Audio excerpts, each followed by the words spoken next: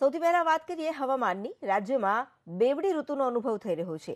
ધીમે ધીમે શિયાળો વિદાય લઈ રહ્યો છે અને ઉનાળાનું આગમન થઈ રહ્યું છે. ત્યારે રાજ્યમાં અત્યારે બેવડી ઋતુનો લોકો અનુભવ કરી રહ્યા છે.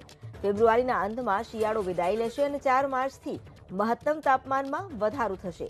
સુરત, પંચમહાલ, વડોદરા, રાજકોટ અને સુરેન્દ્રનગરમાં મહત્તમ તાપમાન ઉંચકાશે. અમદાવાદમાં પારો 38 ડિગ્રીને પાર જશે. રાજ્યમાં હવે ધીરે ધીરે શિયાળો વિદાય લઈ રહ્યો છે અને ઉનાળાનું આગમન થઈ રહ્યું છે. હાલ તો બેવડી ઋતુનો અનુભવ થઈ રહ્યો છે. વહેલી સવારે ઠંડીનો અહેસાસ થાય છે તો બપોર બાદ આકરી ગરમી અનુભવાય છે. આ વચ્ચે હવામાન વિભાગે આગાહી કરી છે કે ફેબ્રુઆરીના અંતમાં શિયાળો વિદાય લેશે અને માર્ચ મહિનાની શરૂઆતમાં રાજ્યના કેટલાક શહેરોમાં મહત્તમ તાપમાન 35 થી 36 ડિગ્રીની આસપાસ રહેશે. હવામાન વિભાગના મતે અમદાવાદ, વડોદરા, સુરત, રાજકોટ અને સુરેન્દ્રનગર સહિતના જિલ્લામાં માર્ચના પ્રારંભે તાપમાનનો પારો ઉંચકાશે. હાલ તો આગામી 5 દિવસ સુધી રાજ્યમાં સૂકું વાતાવરણ રહે તેવી હવામાન વિભાગે શક્યતા વ્યક્ત કરી છે.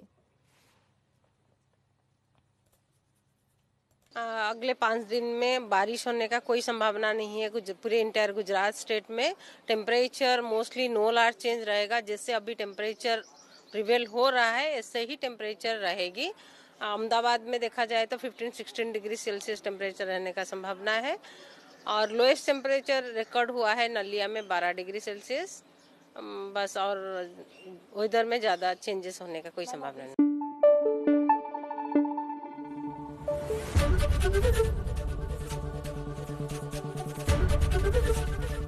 एबीपी अस्मिता, गुजरातनी अस्मिता.